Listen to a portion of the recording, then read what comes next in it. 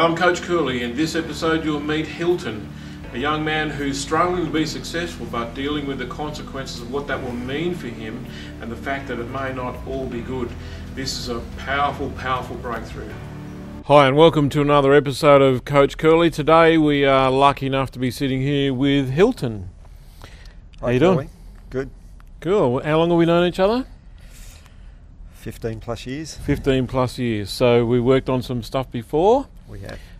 What do you want to work on today? Being able to be accepting of success. So I have a bit of difficulty accepting that I can be successful, and I have a few issues around some preconceptions about what being successful means, and I'm good at doing a number of things, but I stop myself from being successful at them. Because of those preconceived notions that I have, that I've made decisions in the past about what success means, and. Okay, yeah. so share with everyone else what success has resulted in or has meant. Sure. When I was in early years of high school, I was possibly a gifted student, and I quickly learned that success gets you beaten up as far as success in the academic world. So by the time I got to halfway through year 8, I became a very average student. I'd also had some preconceived ideas. I'd made some decisions about success based on business dealings that my parents had with various people. My parents ran a small business and always struggled to make ends meet. And they always seemed to be getting sort of ripped off by people who drove around in really expensive cars. So I made some decisions about people that made money off other people, sort of ended up making those people miserable, so or making it hard for them. So I had these decisions that I'd made about what being successful was. Yeah. Okay. And more recently, as I grew up to be an adult, being successful meant you were probably a wanker. Which that word holds a lot for you. Well, just the whole thing. You're either ripping people off, or if you stuck your head up, somebody was going to cut it down, or you were some wanker that didn't care about anybody else. Yep. And you're in danger of getting into that position yourself.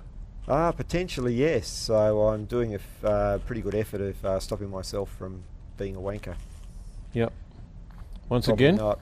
Yeah, probably not. Okay, so the thing that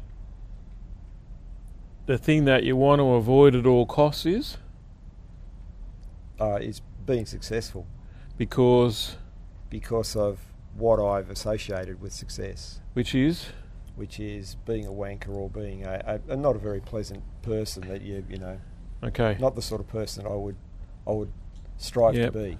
Yeah. Now, where's all of that? It's sort of in here, actually. Yeah. Okay. Good. So, I'm going to suggest to you that wanker is not on the list of emotions. True.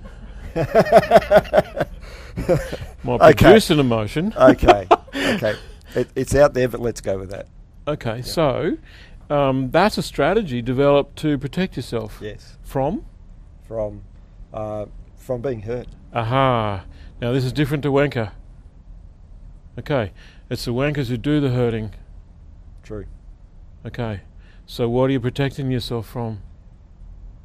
From the wankers and from... No. From No. Sorry, ask the question again. What are you protecting yourself from? I'm protecting myself from being hurt. No. I'm protecting myself from being successful. Yes, but no. That's the method. Okay. Yeah. You're protecting yourself from... You're stopping yourself from becoming someone who I don't want to be. Who hurts people. Yeah. That's the gigantic fear. Is that it's not that... When you say I'll become a wanker, that's kind of like, drive a Porsche or something. And it's out there where it's kind of doesn't hit you. But man, that when you said that, I've just felt that right down through here. Yeah. I've never had it put in those terms before. I've just had a physical reaction to that. Okay. So we've got to chase a physical reaction. So tell me more.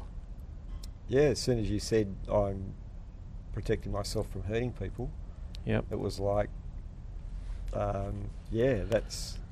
definitely don't want to hurt people. I've Yep. been hurt and I would never want people to be hurt like I've been hurt. I would never want to be responsible for that. You understand that's common to many people, is Yep. that like the pain that I've suffered, I wouldn't want to inflict that on anyone. Correct. Consciously or unconsciously. You know, we get ashamed when we do it by mistake even. Yep. You know, it's kind of like, how could I be that careless? Which leads you to think what? Okay, so here's this. The fundamental truth is I don't want to hurt people. Why is that a problem? Because I know how it feels. Yeah, go deeper. And I guess I've got the potential to be able to do that. I don't trust myself. Yep. To be a good man. I'm afraid that I'm afraid that I'll hurt people and that I'll do things that I don't like myself. Yep.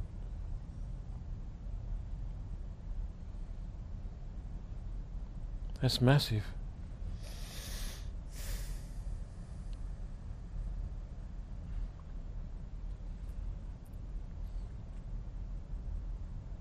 It's not about success, it's about lack of... It's about lack of trust in myself. In self.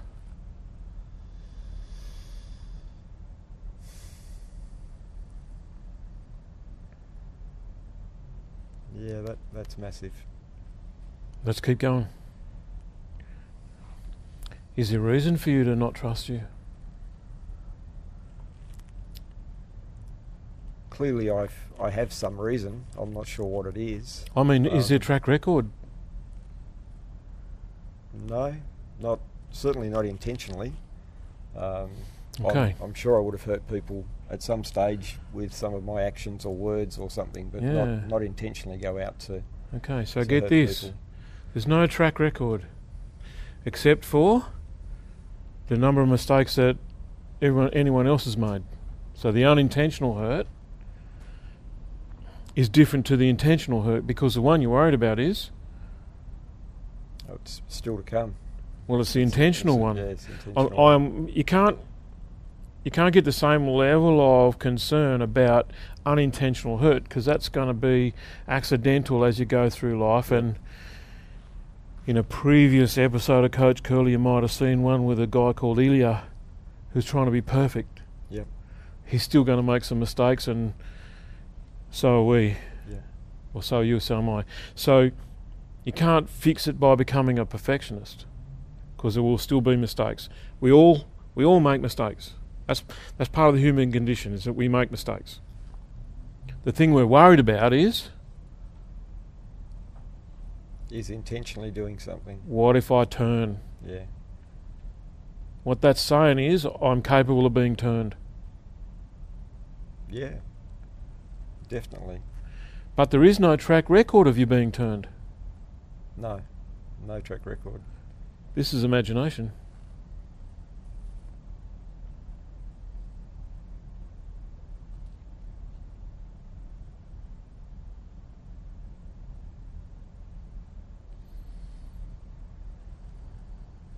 This gut-wrenching fear, this physical reaction is created from imagination. Sometimes I've wanted to intentionally hurt people, Yeah, but I've never actually done it. that's right. Now, you heard of Janamara O'Shane? No.